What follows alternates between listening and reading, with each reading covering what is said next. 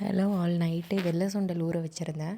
அதுவே வந்து மத்தியானத்துக்கு கிரேவி பண்ணிவிட்டு காலையில் தம்பிக்கு வந்து ஸ்கூலுக்கு வந்து ஸ்நாக்கு இதுவே கொடுத்து விட்டுறலாம் அப்படின்னு பிளான் பண்ணியிருந்தேன். அவனுக்கு இப்போ சளி பிடிச்சிருக்கனால 2 நாளாக ஃப்ரூட்ஸ் கொடுத்து விடுறதில்ல. இந்த மாதிரி பயிறு தான் வேக வச்சு கொடுத்து விட்றேன்.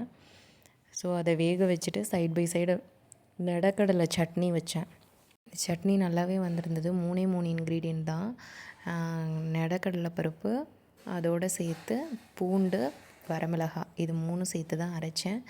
ரொம்ப நல்லா இருந்தது. தேங்காய் சட்னி மாதிரி தான் இருக்கும். கொஞ்சம் டேஸ்ட் வந்து கொஞ்சம் வேரி ஆகும்.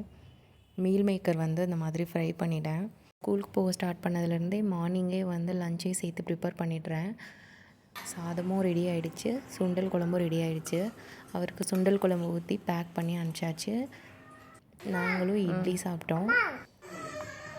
அதுக்கு முன்னாடியே சாமி கும்பிட்டோம். நானும் தம்பியும் சாமி கும்பிட்டுட்டு, தம்பி ஸ்கூல் பக்கத்தில் தான் கோயில் இருக்கும், முருகன் கோயில். அங்கே போய் சாமி கும்பிட்டுட்டு வருவோம்.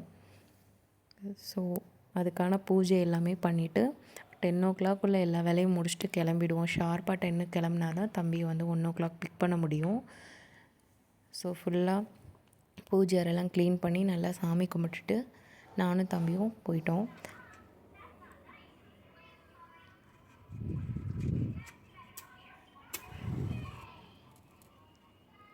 ஆக்சுவலாக நான் இப்போ போட்டிருக்க சுடிதார் வந்து நானே ஸ்டிச் பண்ணது தான்.